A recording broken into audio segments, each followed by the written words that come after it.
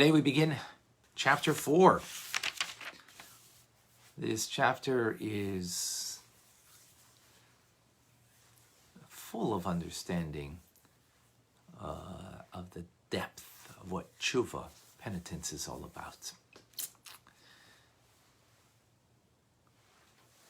Spoken previously of two components of Teshuvah, penitence, and then to be acceptable before God by giving him a gift. Times of old was a sacrifice, and we spoke about fasting and charity. But let's get back to basics. The Alter Rebbe says that we need to understand the beginning of the mitzvah and the core of the mitzvah of Teshuvah, which is, simply stated, a wholehearted return to God. What does that mean? We need to understand.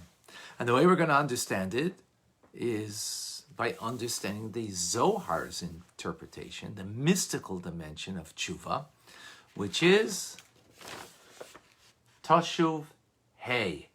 Teshuvah is spelled Taf, Shin, Vav, Beis, Hey, which is then broken down, Teshuvah, to return the Hey. Now I know it's backwards. On a phone, on your computer, it's not. I don't know what to say. Nothing I can do about that. Because I don't know how to write it backwards. Or Teshuvah, what are you returning? Which hay? What does it mean you're returning the hay? Well, it's the hay in God's name. Yud, hay, the former hay, Vav, and the latter hay. In God's name, there's two hays. So, Teshuvah means to return Teshuvah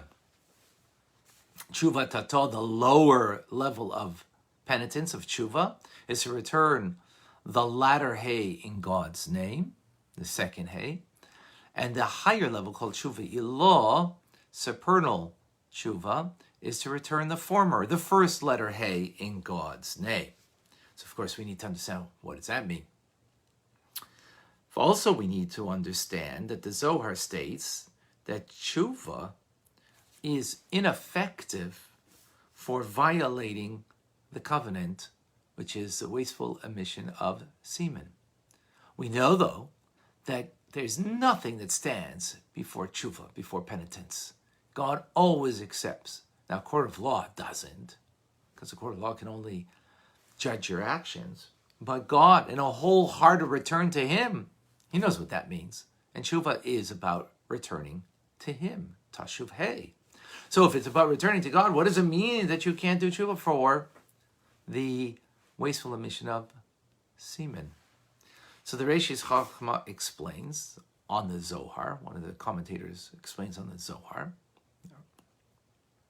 that it means the lower level of Teshuvah cannot bring you to penitence for the wasteful emission, only the higher level. So we need to understand that. And all that we need to understand, the two levels of Teshuvah. What does it mean, a wholehearted return to God? What does it mean that you can only do the higher level of penitence, Teshuvah, when it comes to the wasteful emission? This will all be understood by the next point, which also needs understanding. And that is, Torah tells us very clearly, and our sages elaborate upon that, on this, that a person that is sinful, transgressed a prohibition in the Torah, that you would get the punishment of excision or death by divine agency, which means either the one would die before 50 years old or before 60 years old.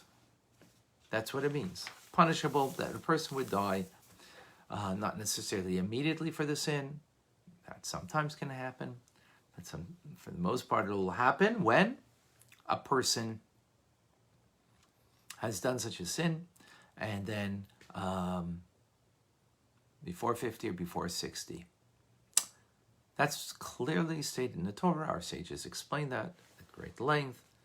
The Alter Rebbe questions this. We see very clearly in every generation there are many individuals who are punished, who have the punishment of excision or death by divine agency, and yet they live much longer. And not only live much longer, a comfortable life. They live a comfortable life, pleasant life that is extended way beyond the 50 or 60 years. So what does this mean? How do we understand that? And that's today's class. Simple. So we need to understand Teshuvah, to return the Hey in God's name, 2 letters of Hey in God's name, 2 levels of penitence, of returning. Teshuvah means to return to God. That's the idea. What are those 2 levels? What does it mean that when it comes to wasteful emission that you can only do the higher level of Teshuvah? And how do we understand this fact that the Torah tells us very clearly that exceeding, which means to be cut off from heaven, or death by divine agency, which is another form of being cut off, means that you pass away before 50 or 60 years, and we see that that's not exactly what happens in people's lives throughout the generations. What does that mean? We're only left with questions today, no answers. Tomorrow we'll begin an extensive explanation of the makeup of us, our connection to God as a result, and how we can become disconnected from Him, and from that disconnect, turn to Him in 2 ways. And then, of course, have the rest of all these things explained. Folks, today is Yom Tov. Today is a holiday. Today is the day of Tammuz, which 93 years ago, the previous Rebbe, Rebbe Yosef Yitzchak, Lubavitcher Rebbe, was released from prison for doing the horrific crime of being Jewish, living Jewish, and promoting that Judaism, that Torah and mitzvahs to young and old, especially to the young. Where the communists wanted to eradicate any religion, and specifically Judaism, and the belief in God, and the commitment to God. The previous Rebbe had 9 people that he took into confidence, with him being the 10th, making a minyan, to commit themselves till the last breath of making sure that in the USSR, the Soviet Union, Judaism would not die, would thrive. And it's on this day that he was released from prison, notified the day before, on the 12th of Tammuz, and this is a celebrative day, and therefore we call it a Yom Tov, a holiday. As the previous Rebbe said, that even a Jew that calls himself only a Jew as a sort of almost like a nickname, not like they really, just an accident of birth they feel, that that's who they are. Well, it's not an accident of birth, even if that's the way you perceive yourself. Recognize, he said that this is a miracle that happened within nature, beyond nature, within nature, and that this affects every single Jew, because previous Rebbe being the leader of the generation, and as a result of his salvation, it's a salvation for every single one of us. So today's a Yom Tov. Today's the time to celebrate. How do we celebrate? We study Tanya. We share with another. We have self-sacrifice, as just as the previous Rebbe gave everything that he had to another to help them materially and spiritually in any and every way. Likewise, self-sacrifice in our generation is to give whatever we have, whatever knowledge we have, whatever material things that we have, share it with others, not to keep it for ourselves. Human nature is like, we like to keep things for ourselves, material things, and not just even spiritual things.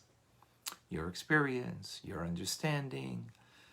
And here the previous Rebbe had as many as 600 yeshivas, underground schools going on for little kids learning Aleph Beis to graduate students studying the most deepest in the mysticism and Talmudic teachings.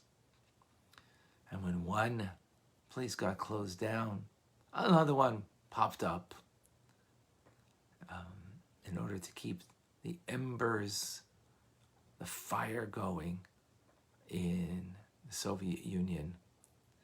And even though it took 70 years till the fall of the Soviet Union,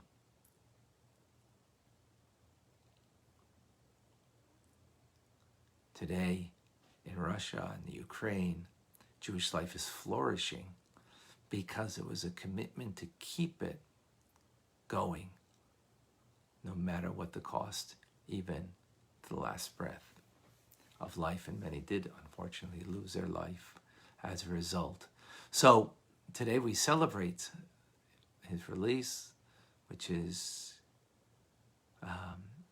for us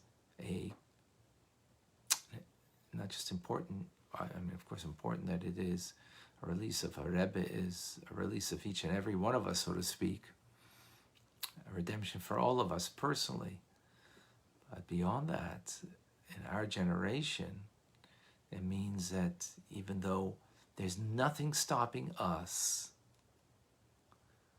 as the communists had tried to squelch, destroy any vestige of Judaism, today there's no one stopping us, no one destroying, except ourselves from within. Except that there's apathy amongst Jews to be Jewish, to live Jewish, to study Torah, to learn the Tanya. So we all have a duty. We all have an obligation. And it is the greatest privilege that we have, is to share what we have, our knowledge, to share the teachings, to share the warmth and the love of Judaism with others. That's what we got to do. And till Mesiras Nefesh, self-sacrifice. Otherwise, if we do just what is comfortable, that's not the lesson here. Previous Rebbe didn't do what was comfortable. He went the extra mile. So we need to go the extra mile in all ways of sharing with others the message. Not just simply pressing the share button, which is, one thing, which is, of course, that's easy. But beyond that, you need to do that. So, that's your base and your Gimel Tammuz. All right. By the way, folks, a reminder tonight on Chabad ZK Facebook or on Zoom, you can catch a Parsha class together with me. Looking forward. All right. Alan from LA, thank you for joining in. Clem from Brisbane, welcome. Ilana from New York, hello. Scotty, Baruch Hashem.